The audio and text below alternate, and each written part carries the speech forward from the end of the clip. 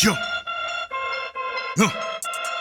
Aubrey Edwards, Toni Schiavone. We bout to party. We bout to party. Unrestricted. Got the house now.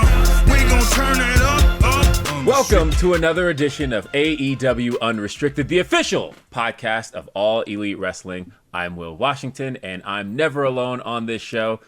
As a matter of fact, there's more star of this show, I'd say, and that's the one, the only, Aubrey Edwards. Checks in the mail, Will. Thank you. Yes, thank you. And I'm apparently, for those watching visually, joined by one of my lovely cats. Yay, look at that. Nightmare for me this week, but we won't talk about that. Instead, no. What we'll talk about is AEW Dynamite 200 just passed. It was a wonderful event from Tampa, Florida. A nostalgic event in a lot of ways.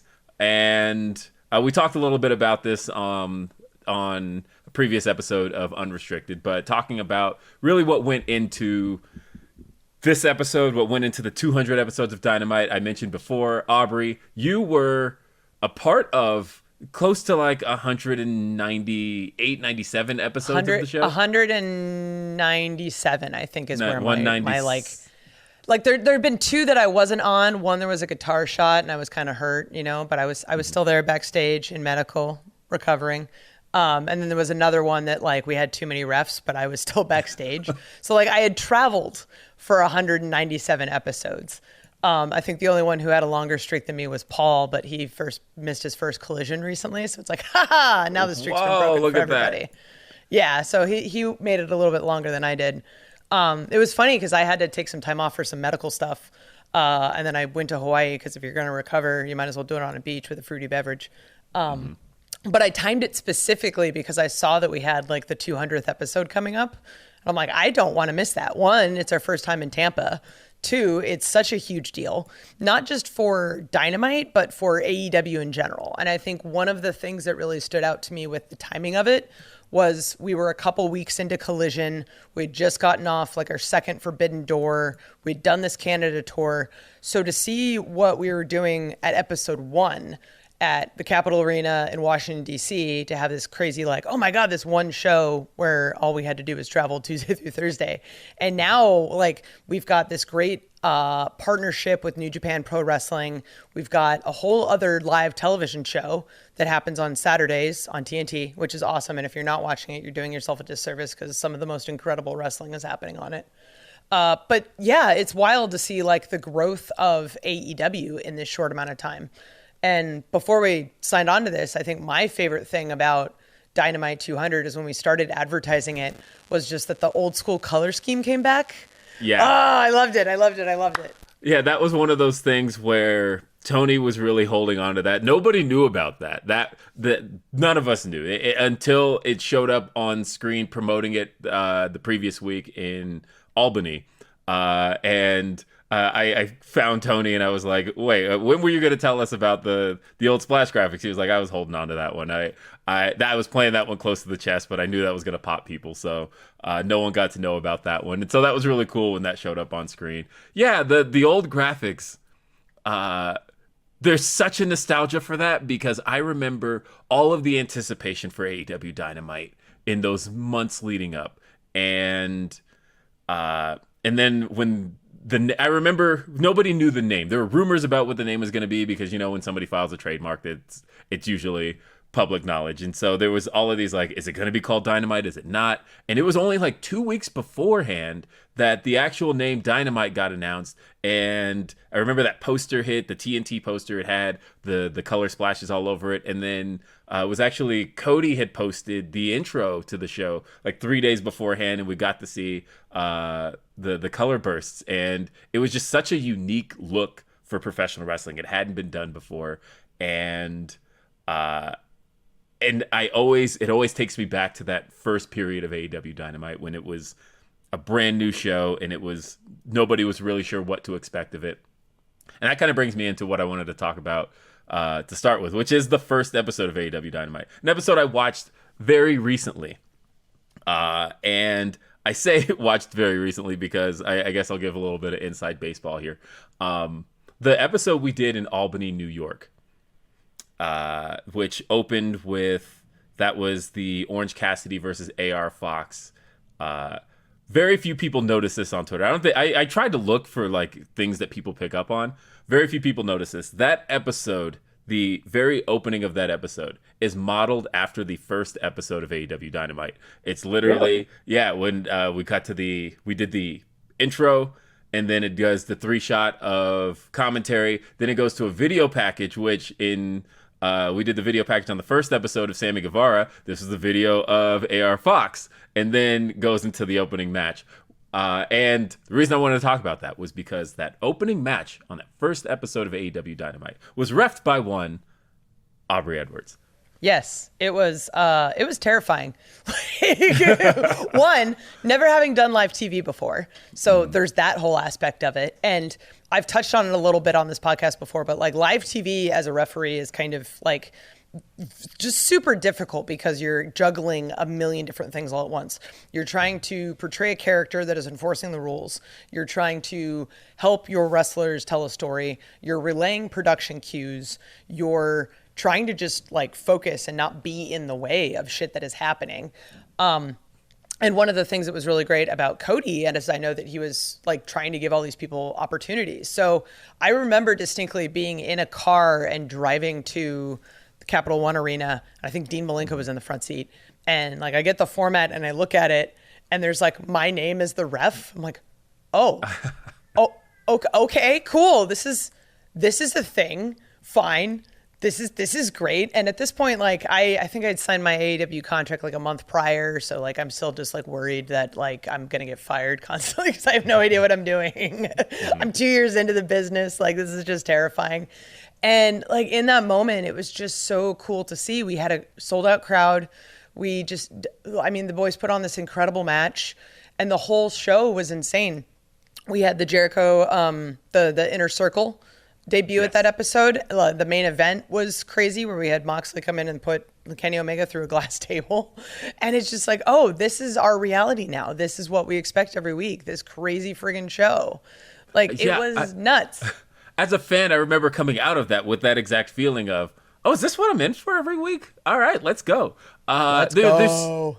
There's so much about that first episode too. I talked to you personally about this, but I have to say this publicly that in rewatching that first episode recently, it's amazing to see when you see somebody in their current state, in their current status, and you go back and see almost the beginning stages of a TV referee. Little baby Aubrey. It's night and day, though. I never had the thought at the time, and it wasn't even a thought I had, but the difference in your everything as a referee has improved night and day, where just your count cadence, your screen presence, everything is completely different from that first episode. So I know you're one to evaluate your own performances anyway, but just thinking about but thinking about that first episode and thinking about your evolution as a referee alone, how has that been for you? I think it's not just my evolution as a referee. I think there's also the evolution of the referee core and the team that we have, which is an absolutely excellent team. Of all of the different teams I work with at AEW, both from individual matches to the heels team to video game team, like to everybody who's working on stuff behind the scenes, like the ref team is my absolute favorite because we all just are very good about pumping each other up. And all of us are brand new at live TV at that point. Bryce and Knox and Paul had all been in wrestling for a very, very long time, for decades at that point. They're all freaking legends in their own right. And I'm this little baby Aubrey 2 years in, not knowing what I'm doing. So there was a lot of discussions in the moment of like, hey guys, how fast do we count? Like, I don't know. But it's a weird question to ask, but at the same time, we're establishing what is happening for the future of AEW. Like what we did there as we brought in other referees like Posey and Stefan and Brandon, they've had to adapt to what we've done. And at the same time, as we bring in one of those guys, like we've taken things and go, ooh, I like that. Let's do this. Or they've had the opportunity to bring up stuff. And it's funny to go back and think about that we once had a conversation about how fast do we count. And then to see all of our count cadences kind of start matching. I think RJ City kind of made fun of us when we were on a Hey EW to see if we could all actually count the same. But it's just like a small little nuance thing of like how quickly you count and whatnot. And yeah, I'm so glad you brought that up because it was like, yeah, no, this is great. And it's like, okay, you're a little too fast. You're a little too slow. This one feels about right. Like, okay, well, what do the other guys do? Like, what do we do on the indies? Like, we're just trying to figure out what that sweet spot is. And I think we got it relatively fast. But yeah, it's the conversations you have on episode 1 are very different than the conversations you have on episode 200. What are some backstage stories you remember from that first day in DC? I think the big one was like just seeing who was showing up. Like there was so many surprises. Like Jake Hager shows up because he's now being introduced as a part of the inner circle. Seeing all of the things that Jericho's doing, bringing together Sammy Guevara, Santana, Ortiz, all these guys. It's like the whole thing's a friggin' blur, man. Like suddenly we had commercials to deal with, and it was like, oh, what's a picture in picture? What's a hybrid? Like we're all figuring it out as we go, and it's like, yeah, okay, cool. We know what we're doing. Learning the names of all the crew and what they do, and how they end up like even just like the Bobs putting the ring together, like. Yeah. All of the things that happen on that day. That was the day that I was told I was actually going to be a co-host of this podcast. Because yeah, did I not tell you that? No. That was the literal day it happened. So I met Mick Sobek, who's one of our, he's our VP of sponsorships. He's involved with licensing. He's involved with the AEW games. He's been on here before. But Nick is basically like my direct boss. And he comes up to me, he's like, hey, we're doing a podcast. We want you as a co-host. And I'm just like, no one knows who the fuck I am. But I'm like, okay. And apparently, like, that feels like my second day at AEW, by the way, where I walk in and they're like, hey, guess what? You're going to be hosting Unrestricted. And I'm like, really? What? Oh, okay. Yeah. Okay, cool. But yeah, having one random conversation with Tony Schiavone earlier in the day kind of just like set those wheels in motion. I'm like, okay, I'm cool. I'm just happy to be here. Oh my God. Like I'm terrified.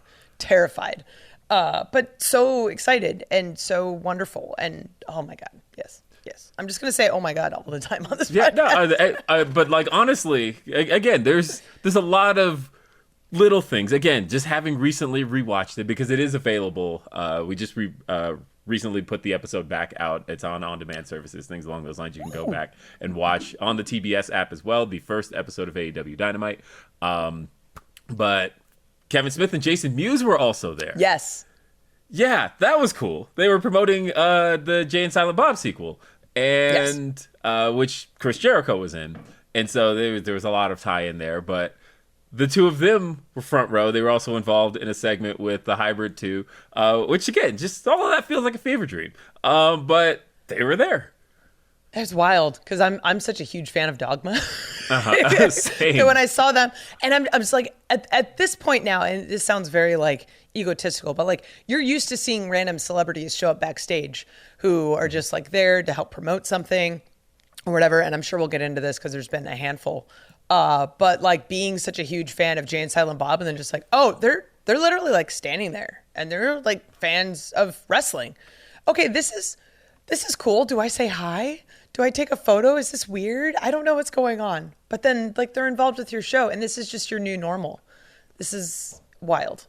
It's incredibly wild. Well, I did want to talk a little bit about some of the guests we've had on AEW Dynamite, because there's been kind of a who's who of celebrities we've seen on the show. We've seen Shaq, we've seen Snoop Dogg, we've seen Mike Tyson, we've seen Tony Hawk, we've seen Steve-O, Rosario Dawson. Who was your favorite celebrity appearance that we've had on AEW Dynamite? I think my favorite is Rick Ross. That was going to be my answer. Thank you so much. Dude, okay. You say why first, because I feel like I've been talking too much. I mean, they're the most memeable appearances of all time. I think Accusations was so great. Accusations. That popped me so hard. And then, of course, the in-ring moment with Keith Lee again was was just something. And I still love, like, every time Swerve goes and posts something, Mogul Embassy, and then I see, when I look at the likes on Instagram and I always see Rick Ross likes, it gets me every single time because I just love how much he's still into the Mogul Embassy act and everything like that. But those moments got me so good. But why for you was Rick Ross the one? I'll tell this quick story before we go to break. But I came out to Rick Ross's Every Day I'm Hustling at my wedding. Mm-hmm. So that's kind of been like my jam for a while. And I remember, I think we were in Baltimore the first time he was there. I don't know. It's all a fever dream at this point. But I walk by the trailer and it says Rick Ross. And I'm like, what? Like Rick Ross. Like, hold up. Like, I literally just read his book when I was stuck in Minneapolis on a layover. And it was literally life-changing. I have like quotes written down in like the note app on my phone. And it's just, what's going on? What's going on? So I tell Swerve, like, dude, is he actually here? Like, I need to talk to him. And I think like we had like football players there that day, and I could give like two shits about who was there. I was like, I need to see Rick Ross. This is incredible. And I come up to him and I'm like, hey man, I just read your book. And he's like, really? You did? I'm like, yeah, I love the aesthetic of like you on the lawnmower, mowing your lawn, having all these deep conversations about business. And he's like, oh, thank you. And I'm like, yeah. And I also came out to like your song at my wedding. He goes, you know why you did that? I'm like, why? He goes, because you a motherfucking G. And like, I could die happy now. Like, honestly. Oh my God, that's amazing. Oh, it was so great. And I was like, can I get a picture? He goes, of course you can. Oh my God. It was wild. It was just, I could literally die happy. Oh my God. We've got so much more to talk about on AEW Unrestricted. Coming up, more on Dynamite 200. Hey everyone, it is AEW Unrestricted. We are talking about amazing moments in Dynamite's history in sort of a celebration of AEW Dynamite 200, which was an awesome episode. There was a little bit of nostalgia. There was awesome wrestling, as there always is, that we offer every week. It was just great. And we've been talking about celebrity appearances. We've been talking about, you know, the more like behind the scenes. But like, obviously, we can't not talk about all of the amazing wrestling we've seen over 200 episodes. And we've had so many different groups show up. Will, I'm curious, like, do you have any sort of like particular faction of yours that maybe like stands out as your particular favorite? So, you know, I've always been, you know, I could talk about being a fan of the Elite and talking about, but like they're kind of pre-AEW. So I really want to give credit to like a Dynamite staple because it really only existed in the era of Dynamite. But I was a big Team Taz guy, and there's a big part of me that is just every single time they pass each other backstage, and I just kind of give them the nod, like, you know, you want to do it, just do it, just give me the moment. But that was honestly one of my favorite creations to happen in AEW because I think it took multiple guys who all had different identities in themselves, but it really helped all of them find who they were. I think that when you take Ricky Starks, who made his Dynamite debut in the TNT Open Challenge in his match with Cody Rhodes, and then you had Will Hobbs, who, you know, he had his debut against Orange Cassidy, but then, you know, he was kind of finding his way on Dynamite. You had Brian Cage at one point, he had been tied to Taz the whole time. And then you had this mysterious Hook, who just never said or did anything, but you knew when he did, it was going to be awesome. And so when all of these guys came together and they were led by Taz, who in himself is just such a personality. And I think, again, it just gave so much to those guys and really made us want to see more from each one because you got just this little sliver, a little taste of each guy with each. And I think when you can do that in a faction and you can make people want to see more, I think it resulted in everybody being better off for that faction. And when a faction ends and everybody's better off for having been in it, then you know a faction was a success. And to me, that was Team Taz. As soon as you said Team Taz, the first picture that popped in my mind was Hook offering like a bag of chips to somebody. Because I think it was a good like year and a half almost that he was just on the show with his backpack, just eating chips in the background. And you're like, who the hell is this guy? And then but like it made I think people want to see more. It like almost started as a gag, right? Where people like were a like, meme. "Hey, yeah, it was a meme, right?" People were like, "Give us Hook, we want Hook," and then little by little, they're like, the "We Want Hook" stuff started to make its way into the arenas. People start chanting "We Want Hook," and then when Hook finally did something, huge pop. It was incredible. And to me, that I think is how, again, bringing multiple people together and making you want to see more of them, I think that's the mark of a truly successful faction. And I will always give props to what Team Taz was able to do in that time on Dynamite. Such a good answer. Like, man. Yeah. And just like, it's interesting to see like bringing back the FTW title, which I think at the time we had been like at Jacksonville, maybe just a handful of shows at that point. Bringing that in, having the history of another company kind of be presented. And then now we have, you know, Jack Perry has the FTW title. So it's like now this sort of like this growth of there's this history of people who are going to be coming in, watching Dynamite for the first time, and they see this FTW belt and, you know, go on Wikipedia, Google it, all this kind of stuff, whatever. And you just see sort of like there's this massive history of this belt. And now there's this whole history on AEW Dynamite, as you said, of Team Taz and everything that's happened there. And it's like, man, this is so cool. We have like all of this like backstory now and all of this, what's the word you're saying? Like all of this canon that is now a thing, right? And speaking of canon, one of the things that I really love and just kind of segue into that is like anything that Jericho does. Obviously, I'm a big fan of Jericho. I work with him a lot. But to see sort of, he's made two major factions in the time that Dynamite has been around, starting with the Inner Circle and then moving on to Jericho Appreciation Society. And there's been some overlap between the two, but I think it's a testament to what Jericho has done and his role at AEW as far as coming in, being that guy, being that legend with the background, but also using his star power to build other people up and to create opportunities for them. Like we talk about how Sammy Guevara is a pillar of the company now and all that he's done. We had, you know, Santana and Ortiz, one of the best tag teams in the business, doing incredible stuff. Jake Hager doing all these things, going from like this crazy, like, hardcore, like really serious fighter to a dude that's really into a bucket hat. We have all of this growth. And then if you look at Jericho Appreciation Society, Daniel Garcia was just this guy from the indies that had all these crazy matches that now every time he does this dance, everybody's just popping so hard for it. And he's finding all of these opportunities where like, even in serious matches with Shibata, where he just kind of pulls it out of nowhere. And the best part is, again, I'm going to pull back the curtain just a little bit here on a couple of things because, you know, recently we had the segment on Dynamite where Daniel Garcia, where pretty much everybody walked out on the Jericho Appreciation Society. And minutes before the match, before that happened, I asked Danny, are you going to do the dance in this segment? And he goes, well, I don't know. This is kind of a serious moment. And I said, you have to. It's the moment. And he goes, maybe, I don't know. And I said, well, I think you should. I think it would pop everybody. And he's like, okay, maybe we should talk to Jericho. And he's like, no, I'm just going to do it.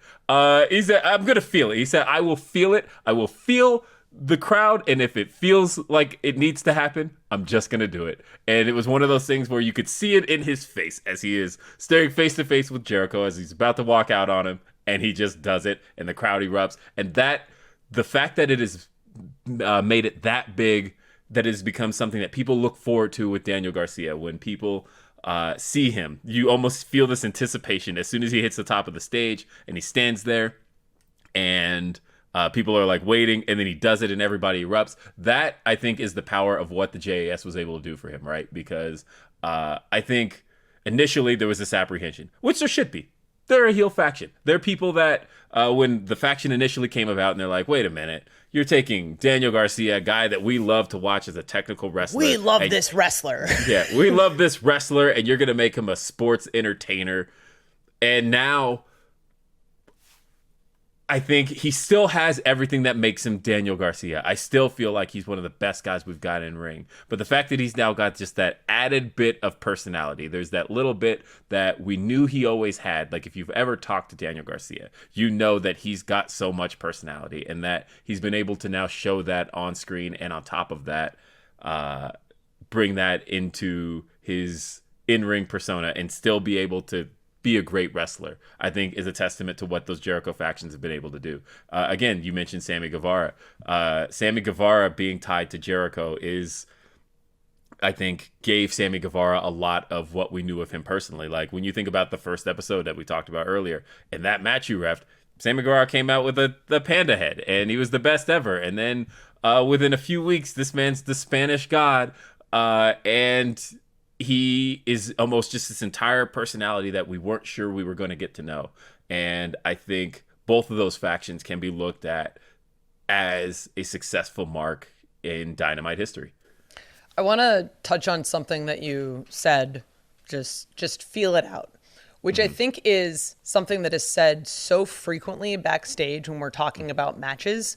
And one of the things that I love the most about wrestling is sort of the aspect that you get to do this thing, you get to perform, but you sometimes don't know how things are going to go. And I'll ask, like, hey, how do you want me to do that? And either the coach or the wrestlers are like, just feel it out there. Like, yeah. Okay, cool. And we have such an incredible electric fan base that I don't think they understand how pivotal they are to some of the moments that we've had. One of my favorite ones, personally, that I was involved with was the very first Revolution. You have Chris Jericho versus Jon Moxley, where we crown Jon Moxley the champion.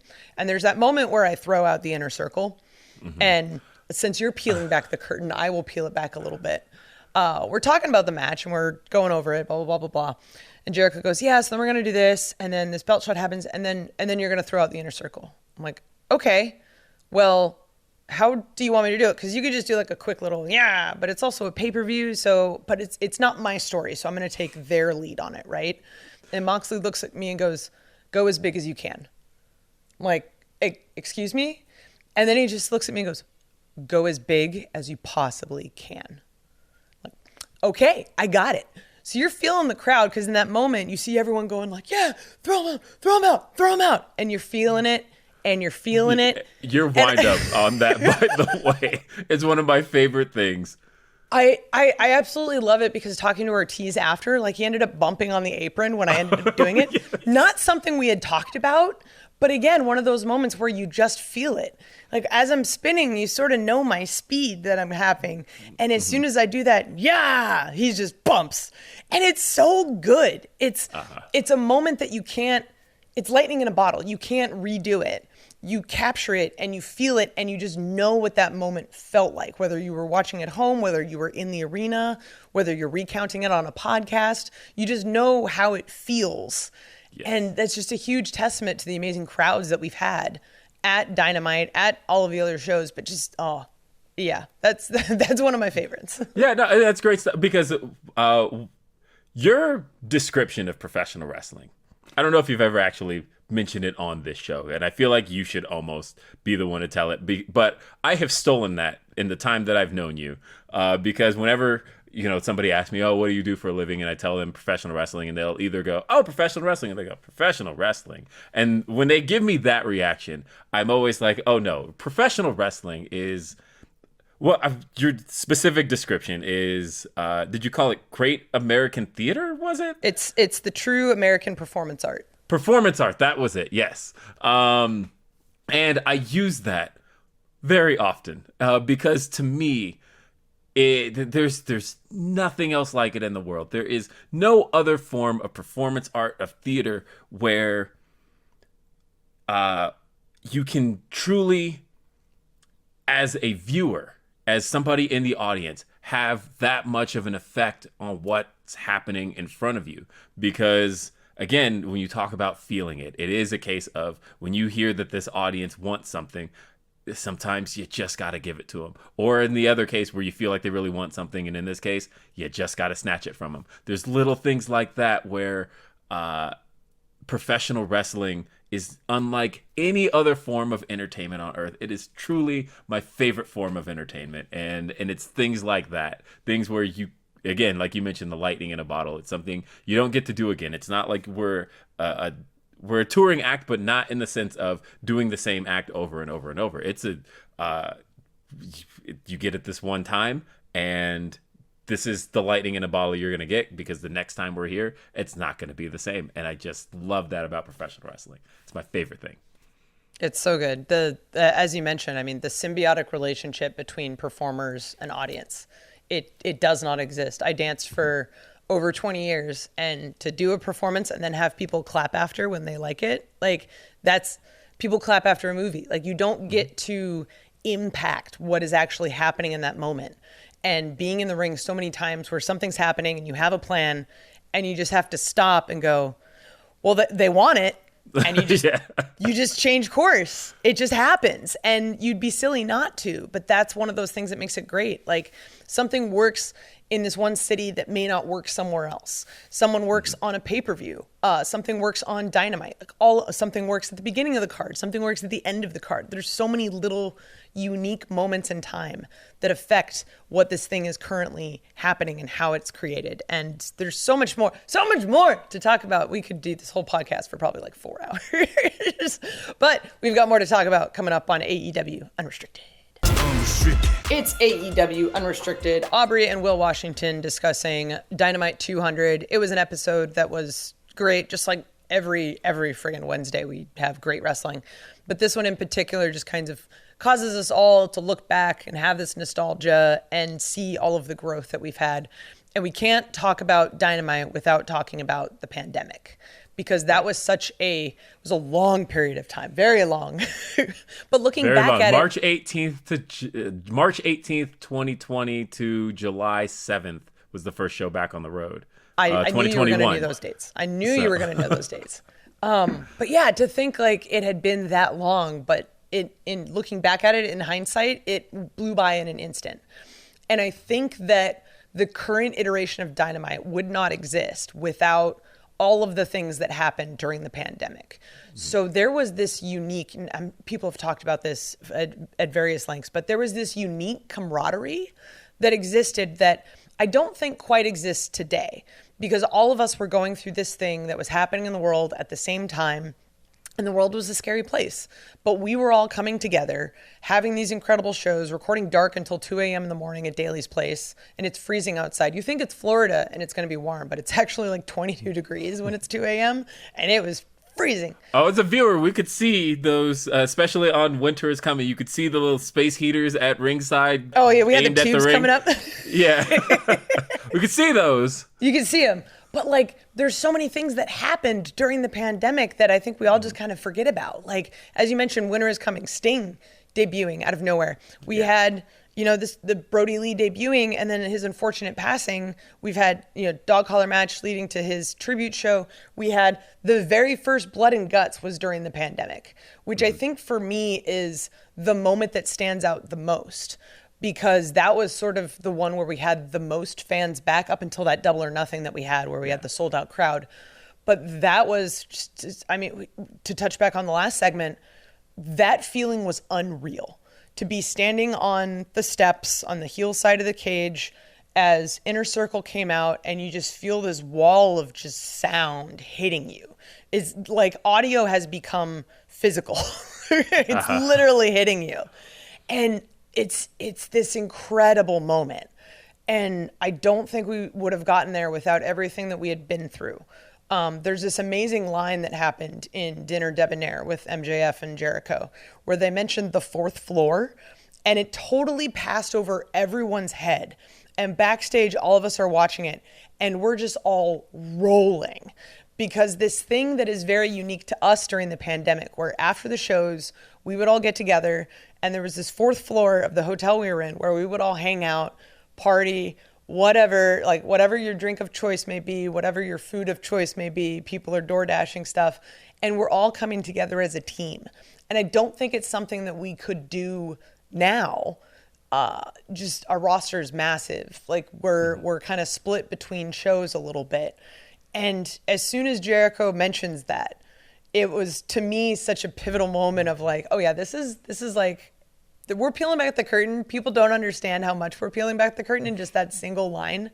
But that line, kind of reviewing the notes and whatnot before this, just stands out in my mind as that was a big part of the pandemic, was just the camaraderie that we felt as a team. That's amazing. Thinking, and it's a thing that to this day, being backstage in AEW, everybody always has, at least everybody who was around at that time, always has a story about that time period of being at Daly's place. Of, again, because in a sense you guys were in that bubble for every other week, and you would do the 2 show tapings and whatnot, but you would spend a whole lot of time with each other. And yeah, you mentioned the darks till 2 a.m, and my favorite thing about all of that is what came out of it. There's a lot of acts. That was the thing I was so curious about as a viewer. And those who follow my podcast knew I was talking about this at the time a lot, of as soon as they go back on the road, a thing you mentioned in our previous segment was city to city. Something can work in front of one city, something might not work in front of another. And when you're doing things in front of just this one audience, which is your peers, it was really hard to know what exactly was clicking with the audiences at home. And so it was always interesting to me to see what came out of the pandemic as successfully. I remember the first time Ricky Starks, who up until July of 2021, as far as AEW was concerned, had only performed at Daly's place, hadn't been in front of the AEW audience, right? And so when he came out at it was the Austin, Texas show in July of 2021, was it the HEB Center? When he came out to that big pop, and it was the first time that his music had been played in front of a touring crowd, and everybody's chanting Ricky, and this was an act that had not been seen before. I remember I was in the crowd at Double or Nothing 2021. I sat right behind Britt Baker's parents, and we're incredible people, by the way. Yeah, yes. Who, by the way, did not know the finish of the match with her and Shida, and that's I love that.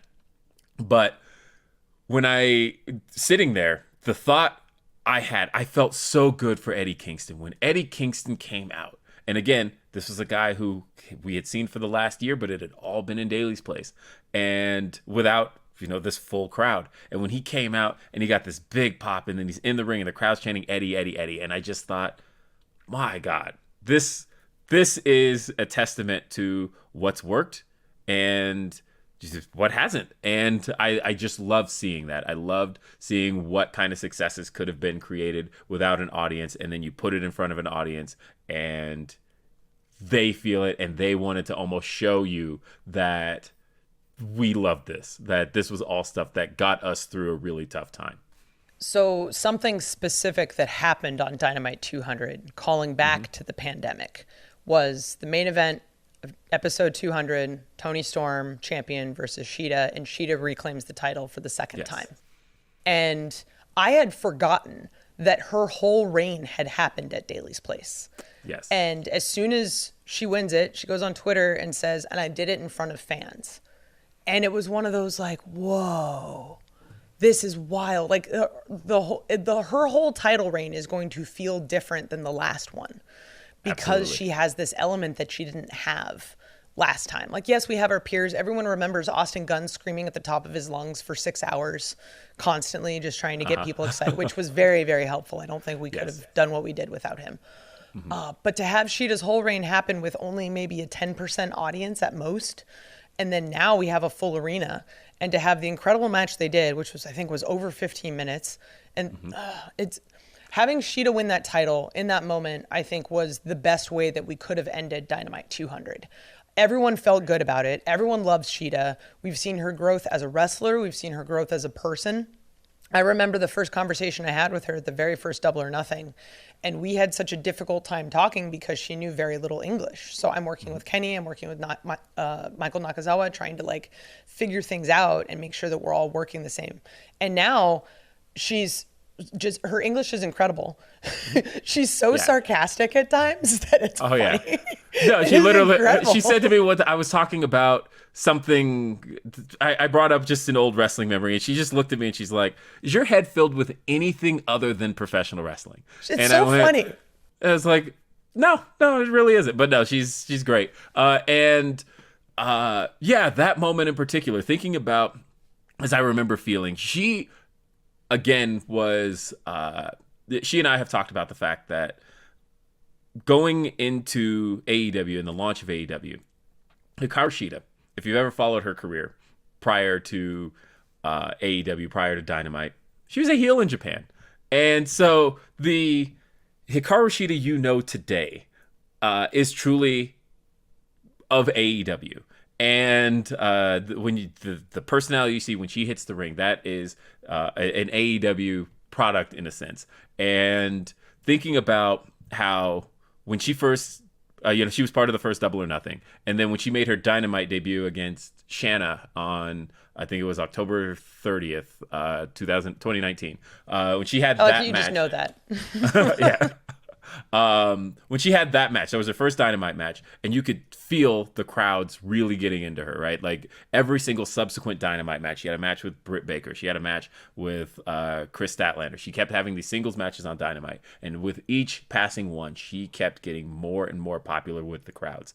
And it was that last Dynamite, Salt Lake City, March 11th, 2020, the last Dynamite before the pandemic. When everything exploded. Yeah, when everything exploded. But it was a tag match. It was Shida and Chris Statlander versus Nyla Rose and Bea Priestley. And in that match, with the last crowd before Daly's Place, the Holy Shida chant just organically started. It was just That's where it started? Yeah, that was where it started, was that night. And it was such an organic thing. I remember she hit, I think it was like a suplex on Nyla Rose, and everybody was just impressed with her athleticism and her strength, and Holy Shida starts. And from then on, the very next week, there's no crowds. But it's like, no, we just had this really cool thing happen with the crowd. And now, but you could just feel her organic rise with the crowds. And so, with the first pandemic pay-per-view with the Double or Nothing, where she won her championship and then she had her subsequent reign all through Daly's Place, there was always this feeling of, God, we just want to get her back in front of a crowd, because the crowds were getting her there. And then she had to spend all of the pandemic run as champion. And so for Dynamite 200 to end the way it did, with Hikaru Shida as the AEW Women's World Champion, and having I thought it was such a poetic shot, that final shot you see with her holding the belt and the fans with 200 behind her. I thought was such an incredible shot with the confetti. Everything looked excellent. And I think that was an amazing way to cap off what Dynamite has been up until this point. And like you said, to almost pay homage to what had been done throughout the pandemic. I don't think there was a more perfect ending for that show. Mm-hmm. It was so great. And I love our locker room. The women's locker room at AEW is just fantastic. Mm-hmm. And we were all standing back there waiting for this moment and being supportive of Shida and Toni, because Toni puts on incredible matches every time she's in the ring with someone. And like Toni Storm, who wasn't a part of AEW, who now is, and is developing this incredible character along with the Outcasts. I know that they're not AEW originals, but it's incredible to see all of the growth of our roster, whether it was someone who was there on day one, whether it was someone who came in during the pandemic, it was someone who came in after. I'm so excited for Dynamite 200. It was such an incredible moment, and I'm so excited to be a part of the next 200. 200, honestly, hopefully very many more. Hopefully we never go away. Oh yeah, no, for sure. Look, 200 is a massive milestone, and I told Tony Khan this, that it is something he should be very proud of, and I think the whole team should be proud of 200 episodes of AEW Dynamite. When you think about the very landscape of professional wrestling and thinking about how many episodes 200 really is, and to have done that, and to have accomplished that, and to get to do it in front of that Tampa crowd. I think it was an amazingly shot crowd too. I was commending Mike Mansuri for a lot of things as well. just an excellent time. And again, I think you especially should be very proud of what you were able to do in 200 episodes. Thanks, Will. I appreciate that. I appreciate you. I know that you haven't been with us for very long, but it's been incredible working with you. I'm glad that... I did a count. I have been at, I think, 22 episodes of Dynamite. So I got like 10% of them. And I think half of those were as a fan. I went to like 8 episodes of Dynamite as a fan, and then everything else I worked. I've been a part of the show, but I at least got to say I was part of like 10% of them. Hey, there you go. There you go. And that number's only going to go up over time. Yes. I'm so excited. Thank you, though. I appreciate that. Yes, it's been an incredible run for Dynamite. It's been an incredible run for AEW, and it's been an incredible run for AEW Unrestricted. And thank you all for listening today. This has been such a great episode. I'm so happy we got to go back and talk about all of our favorite moments and just the growth of everything. It's such an exciting time to be a fan of AEW. You can listen to AEW Unrestricted new episodes every Thursday, all of your favorite podcast platforms. You can watch Dynamite Wednesdays, TBS. You can watch Rampage Friday, TNT. You can watch Collision Saturday. And then you can watch Ring of Honor on Thursdays on Honor Club. There's so much going on. We've got wrestling 4 days a week. It's incredible. So you've tuned in at this point. Keep tuning in because we're going to keep being awesome. This company's great. We're doing great things. Thank you so much for listening to Will and Aubrey on AEW Unrestricted.